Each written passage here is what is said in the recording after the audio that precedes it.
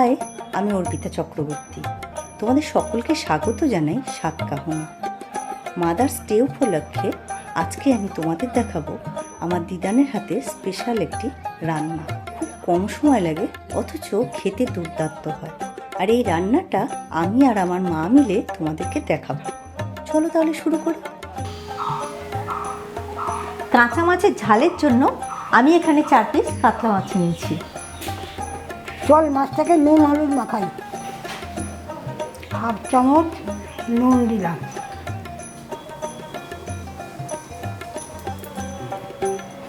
Half teaspoon হলুদ দিচ্ছি,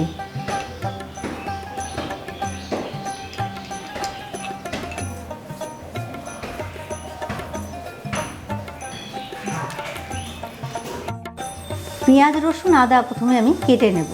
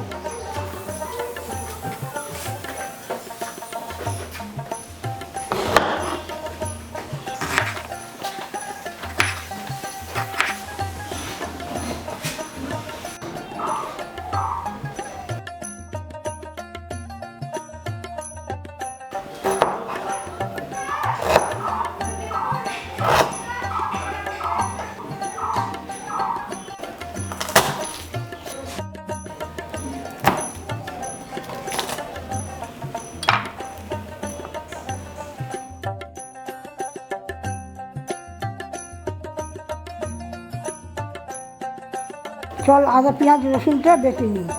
হ্যাঁ চলো।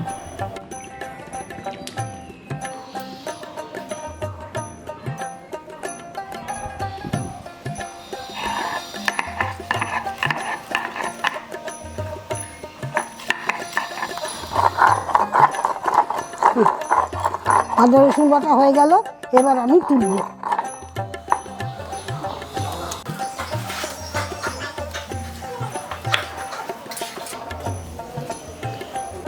পেঁয়াজটা আগেই বেটে নিয়েছি, টমেটোটা একইভাবে বাটলাম।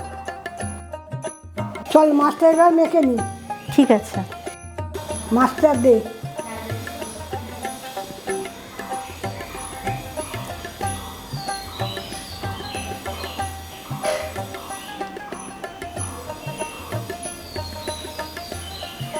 এক এক করে মশলাগুলো দিয়ে নেব। পেঁয়াজ বাটা, আদা রসুন বাটা, টমেটো বাটা,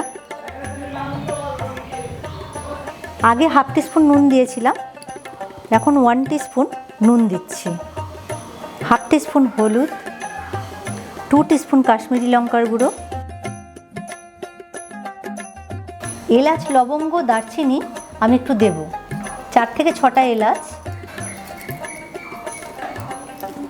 3-4টে লবঙ্গ আর 1 টুকরো দারচিনি।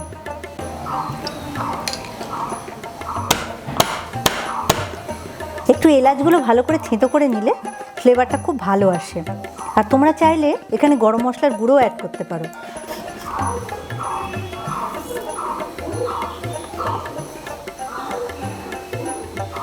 মশলাগুলো এবার এক এক করে দিয়ে দিচ্ছি। দারচিনিটা একটু ভেঙে দিলাম। তেল বাকি উপকরণগুলো দিয়ে দে। দিচ্ছি। তেলটা একটু বেশি পরিমাণে দেবো, এই ধরো 1/4 কাপ মতো। 2টো তেজপাতা, 2টো শুকনো লঙ্কা,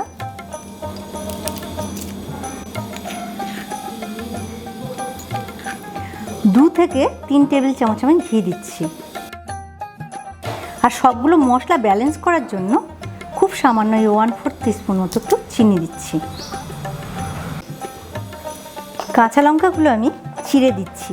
আমি এখানে 4টে দিয়েছি, তোমরা এর পরিবর্তে লঙ্কার গুঁড়ো দিতে পারো বা কমও দিতে পারো, তোমাদের স্বাদ মতো দেবে।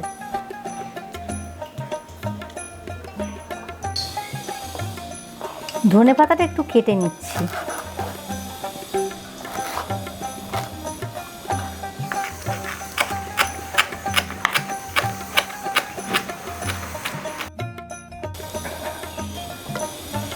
এবার আমি মাছটা মেখে নেব।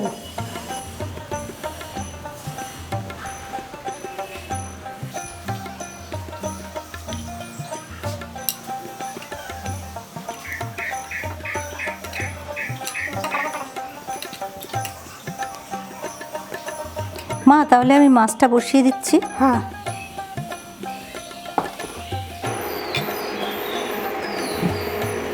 30 থেকে 35 মিনিট আমি এটাকে দমে রান্না করব। যেহেতু মাছের পিসগুলো বড়, তাই আমার 30 থেকে 35 মিনিট সময় দিলাম। আর অন্য সময় মাছের পিস একটু ছোট সাইজের হলে তোমরা 20 মিনিট থেকে 25 মিনিট সময়ের মধ্যে দিতে পারো। কাঁচা মাছের ঝালের জন্য জালটাকে একদম কমিয়ে দেব, তা না হলে তলাটা ধরে যাবে আর ভেতরটা কাঁচা থেকে যাবে। আর মাছটাকে একটু মাঝখানে উল্টে পাল্টে দেব, তাহলে তলাটা ধরবে না আর দু সাইড থেকে সুন্দরভাবে কুক হবে।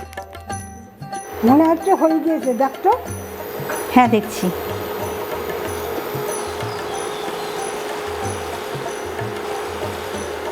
রান্নাটা পরিবেশনের জন্য তৈরি।